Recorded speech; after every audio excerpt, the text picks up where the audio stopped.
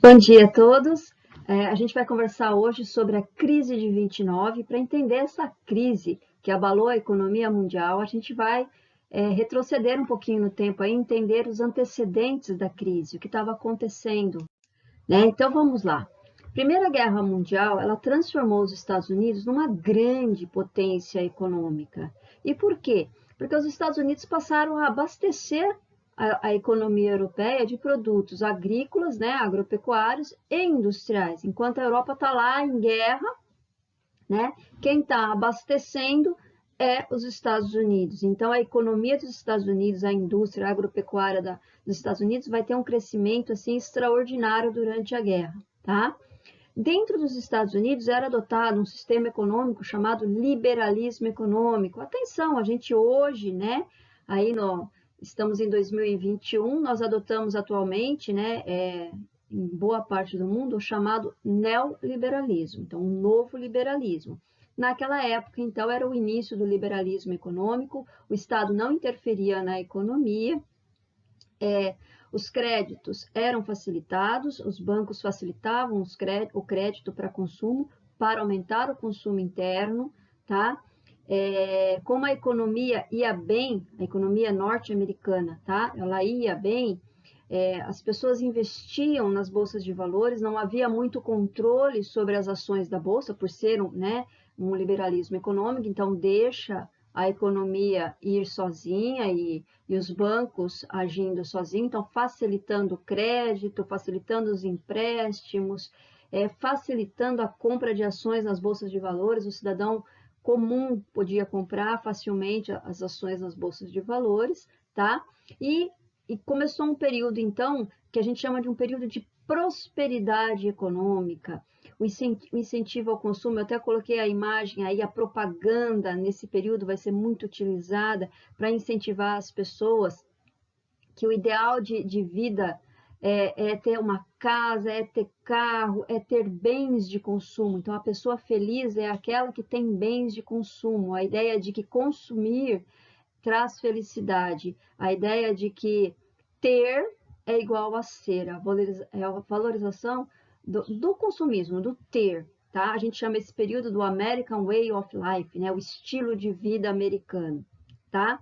E as pessoas vão entrando nesse esquema, né? Então, a gente fala de um clima de euforia, de tá tudo bem, tá tudo maravilhoso, a economia tá fluindo, a gente está comprando, e essa ideia, esse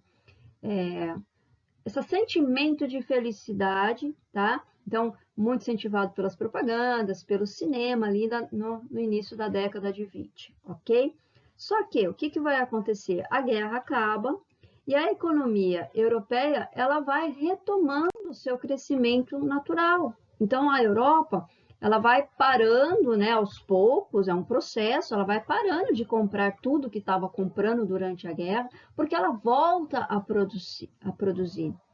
Então, quando a gente fala em crise de 29, tem que ter isso na cabeça da gente, tá? Ela é uma crise, olha, de superprodução, tá? Superprodução. Se produziu muito mais do que a capacidade de consumo, né? E por que essa crise de superprodução? Então, eu já acabei de falar, queda nas exportações. A Europa recupera sua economia e volta a produzir. Então, para de comprar tudo que estava comprando. O mercado interno, ele era insuficiente para comprar todo esse excedente de produção, né? Você tinha nos Estados Unidos nessa época uma concentração de renda muito grande, né? Então os ricos cada vez mais ricos e o salário do trabalhador ele não conseguia acompanhar toda essa demanda de consumo, né? De pagar o financiamento da casa própria, do carro e da geladeira e de tudo que ele comprou e cada vez, né? Se incentivando a consumir mais, o salário dele não acompanha. Então ele não tem como comprar tudo aquilo que a indústria produz. Tá? Então a gente fala, ó, a gente tem superprodução e subconsumo, ok? Então, esta produção de excedentes, né? Então a indústria chega uma hora que ela não tem mais para quem vender, então o que ela começa a fazer? Ela começa a ter prejuízo e aí ela começa a mandar embora. Né? Então, ela começa a demitir os seus funcionários, porque agora ela não tem mais todo aquele lucro. O funcionário, sem receber o salário, ele não consegue pagar as suas contas, né? Então a gente fala assim, ó, entra ali, ó, num ciclo vicioso. A empresa demite, o funcionário não recebe, o funcionário não paga a conta, não pagando a conta, a empresa não recebe o que ela tinha para receber, né? E aí esse ciclo vicioso vai aumentando, vai crescendo, as pessoas começam a entrar em pânico. Lembra que eu comentei que as pessoas iam investir muito em bolsa de valores, até o cidadão comum, né? Então as grandes empresas investiam em bolsas, compravam ações na bolsa, mas o cidadão comum também, tá? E aí o que vai acabar acontecendo? No dia 24 de outubro de 1929, é conhecido como o dia da Quinta-feira Negra. E por que esse dia ficou famoso? Porque nesse dia a Bolsa de Nova York, ela fechou as portas, ela não tinha dinheiro para pagar. Então, milhares de pessoas tentando vender as suas ações, então elas estão lá com um papel escrito que ela tem ação de tal empresa, disso, disso e daquilo, mas a bolsa não tem como pagar, não tem mais dinheiro, acabou, quebrou, tá? Então o que essas pessoas têm? De repente o investimento da vida inteira delas, o dinheiro que ela tinha guardado, ela não tem mais, não vale mais nada. Aquele papel é um papel para se jogar fora, não tem mais valor nenhum. Né? Então, o que aconteceu? Do dia para a noite, milhares de empresas foram à falência, tá? As empresas indo à falência, os cidadãos são todos mandados embora, então aumenta o desemprego. Então, a gente tem aqui, ó, vamos mudar aqui um pouquinho, ó, consequências da quebra da Bolsa de Valores de Nova York. O desemprego em massa, somente nos Estados Unidos, 14 milhões de pessoas, tá? Você tenta imaginar o seguinte, você vivia um clima de euforia, do American Way of Life, que a economia estava indo linda e maravilhosa, e de repente você tem ali, né, em pouco tempo, tá? Então foi um processo muito rápido, você tem ali 14 milhões de desempregados. Falências generalizadas. Então, veja bem, 30 mil empresas faliram, 4 mil bancos. Então, você já vai imaginando, né, tudo que isso vai afetar a economia. Crise no liberalismo econômico. Então, nesse momento, começa-se, né, pensadores e economistas começam a refletir sobre a questão se o liberalismo, o fato de não ter intervenção do Estado na economia, se isso é uma coisa boa ou não. Então, você vai ter uma crise do sistema liberal. Né? A maior crise do sistema capitalista foi a crise de 29. Tá? Então, ela coloca em crise esse sistema que é o sistema do liberalismo. Ok? Também eu coloquei aqui, olha, como crise das democracias parlamentares na Europa. Gente, a crise de 29, afetando a economia norte-americana, ela acabou afetando as economias do mundo inteiro.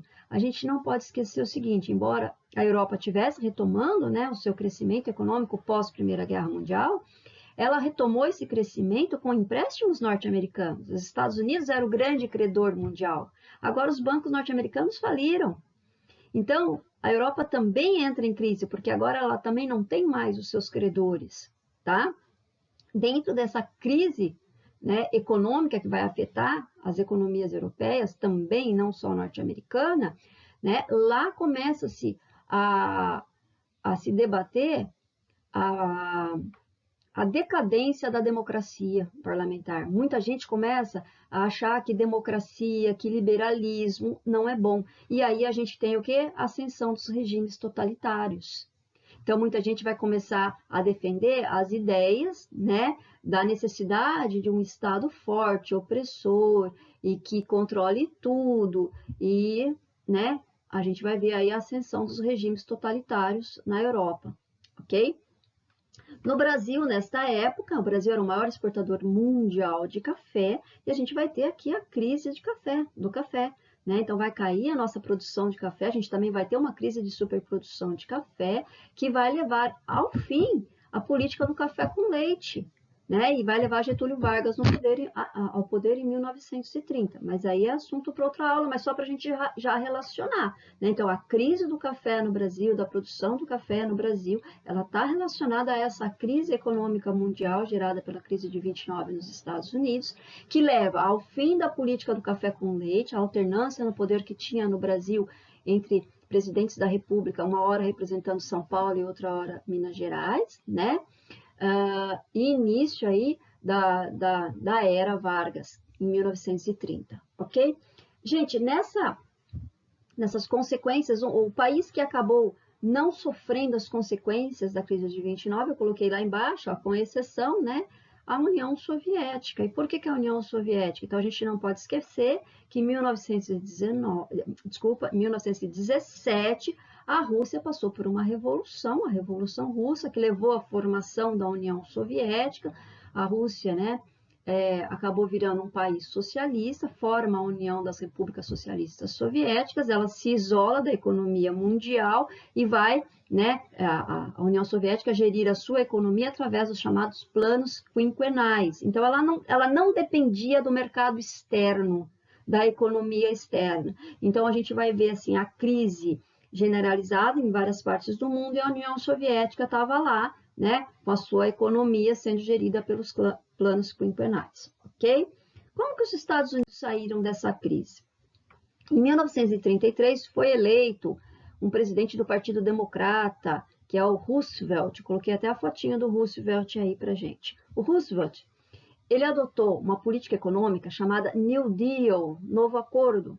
O New Deal, ele é baseado nas teorias, tá, de um pensador da economia chamado Keynes. A gente até fala que a ideia dele é chamada de keynesianismo, tá? Então, se você ler keynesianismo, está falando desse Keynes aí.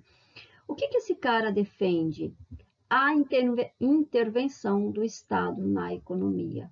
Ele fala em neocapitalismo, num novo capitalismo, tá? Então, pode ser capitalista, né? Ele defende o sistema capitalista, mas um capitalismo em que o Estado direciona a economia, não deixa o livre mercado agir por si só.